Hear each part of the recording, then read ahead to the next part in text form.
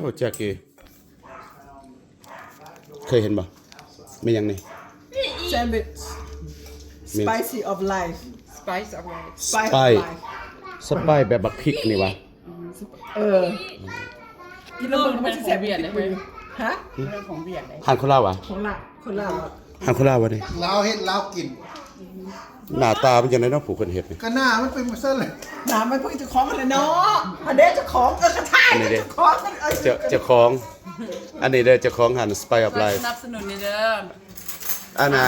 อยู่สี่แยกเลย สีแดงไฟแดง ไฟแดง มันสิมีหมาตัวเดียวมันยืนเหี่ยวอันขาเดียวนะ แม่นทางเข้าบ้านเนาะซอยเข้าบ้านบ่ตอนนั้น ไปเมื่อไหร่ก็ยังมันยืนเหี่ยวอันขาเดียวอย่างนั้นน่ะ ไปเอาหลัง อันน่ะ สนับ เขา ส ก็เลย นุนได้ เขาก็เล หาย เงินนั่นอันเลี้ยงลูกได้2 คน เขาก็เลยออเดอร์แบบว่าให้มีอันน่ะเวจีหลายๆแจ็คกี้ของอยู่เจ้าก่อน 4บ่ เมียคือว่านั่นน่ะ 5 ก้อน ห้าก้อนบัดมาฮอดแล้วเขาว่านั่น ใครจะ4ก้อน บ่แม่นบ่เป็นไห้4ก้อนเขาว่าจังได๋เจ้า ค่าส่งเลยครับ เจ้า ค่าส่ง เจ้าเอา4ก้อนได้บ่ฟังเด้อพี่น้องเอ้ยเจ้าเอา4ก้อนได้บ่แล้วว่าเจ้าของห้าน มีต่อรอง พี่กัดต่อรอง เจ้าของห้าน ไอ้อันก็วงหาออเดอร์5 อัน เออ อันเฝ้าเองก็เองได้ เออ เอาให้เรา3 ก้อนซะเนาะ จะแม่นมันเสียหางไวๆเนาะห้านนี่เนาะ มีกันรับแต่ เอ้ยเขาว่าต้องให้พูดคือเจ้ารีวิวจังนั้นคือเจ้าสิพูดรีวิว บ่แล้วจริงว่านั่นเฮาก็เห็นแต่ร้านอาหารอันสไปออฟไลน์นี่อันคัสตอเมอร์ว่าค่อยออเดอร์แฮมเบอร์เกอร์4ก้อนแล้วว่าบ่ค่อยมีแต่3ก้อน แม่น โอ้ แล้วพวกกระเจ้าออเดอร์ตั้งแต่เมื่อวานนี่หันอันฮับปากกระเจ้าเสียเอาไปให้กระเจ้ามื้อนี้หัน4 ก้อนหันมามียึดโทรไปหากระเจ้าซะมื้อนี้ซะจะเอาให้กระเจ้าเพราะว่าเขาสิบ่ทันหรอก นี่เด้นั่นน่ะเจ้าของห้านสิว่าเอาเฮ้ย เป็นตาแบบว่าเข้าไปห้องอยู่ในห้างอาหารออกมานี่ไม่ได้ขนาด บ่เฮ้ย บิสนี่มันสิเจ๊งคักเลย อันน่ะมีสิบอก น้อย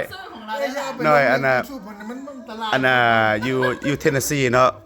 น้องมาหน่อยเนาะ อันน่ะ ในค่าเฮ็ดมีอยู่มันก็บ่พอเลยเนาะ ลูกค้าเทนเนสซีว่าอันคอยออเดอร์แซนด์วิชอยู่ในห้างสไปออฟไลน์นี่แล้วว่าออเดอร์นาทีสิได้11 โมง เฮ็ดไว้แล้วกิน 7 โมงแรงถึงดึงรีวะ มันเป็นห้อนนี่มันปิดไว้ที่ว่าบอกนี่ใส่อัน ให้โทบี้ อันนี้4เจ้า เบรนเดอร์อยู่ให้ บอกเราว่าหมอกดไอ้ป้ากดแล้วว่าเฮ้ยอาจารย์เราว่าคอยออเดอร์คอยนึกว่าสิได้11 โมง 7 โมงแรงคอยจังได้ เอ้ยผมแซ่บมันมาซ่าเฮ้ยคนของบ่แซ่บ บ่แมนของมาซาบักออนเนอร์อาหารตัวนี้นี่นะมันซาโอ้ย เอ้ยแต่ว่ารีวิวดีเลย ผู้ใดสิออเดอร์น้ำปักอันนี้หันนะต้องได้ทำใจ ชื่อหนาวเนอะ หาข้าวหาน้ำกินก่อนไม่เลย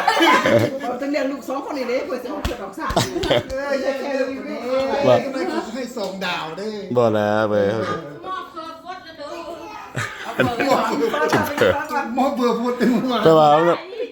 ถ้าบอกเพิ่นได้ครับว่าแต่ถ้าบอกเพิ่นนะเจ้าเฮ็ดแฟสมาข่อยจังสิจินเพราะว่าเป็นหยังเพราะว่า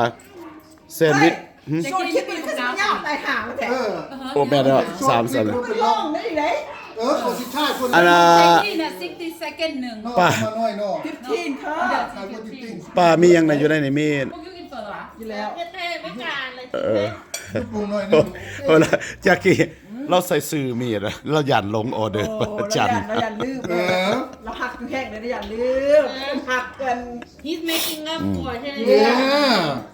ผมบอกเทนเนสซีได้บอกให้อยู่กินน้ำจากอัน โอ้ เดี เรื่ ย อ ว ง บอก ที่ เด็ก เรื่องที่นี่ยังได้กิน มันว่าอันนั้นอันนี้จันทร์เขาต้องได้ไข่แล้วได้เป็นคนเธอน้อยใจเป็นนะเดี๋ยวนี้ โอ้ยหน่อยใจเลย น้อยใจเป็น ดองกับบ่เอ้ยสิบ่ยังสิบ่ว่าแต่น้อยใจแซนด์วิชยังดองกับบ่ส่วนเฮาร้านเจ้าบ่เฮียนก็ว่าร้านเพิ่นเองเด้เฮาบ่แม่นเจ้าภาพเอ้าร้านตัวเอง คันเฟยอายุ เอ้าโอ้ยมันก็ห่วยคันว่ามีนั่นคันว่าเรามีส่งอันน่ะ YouTube มีก็สิ unsubscribe เพิ่นหั่นแหละ ไม่ใจน้อย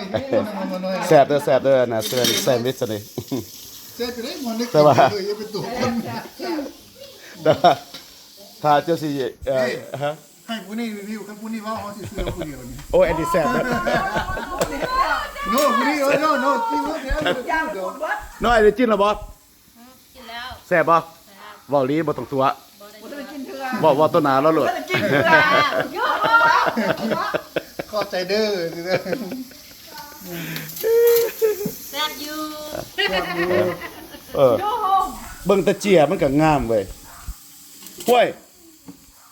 โตไปรักอันน่ะลิขสิทธิ์ของอันน่ะApplebee มาวะดิป้ามันเซมโบนApplebee ได้ดิ Red and Green แล้วมีบักพริกกัน กำลังซื้อมาตา เรื่องตลอด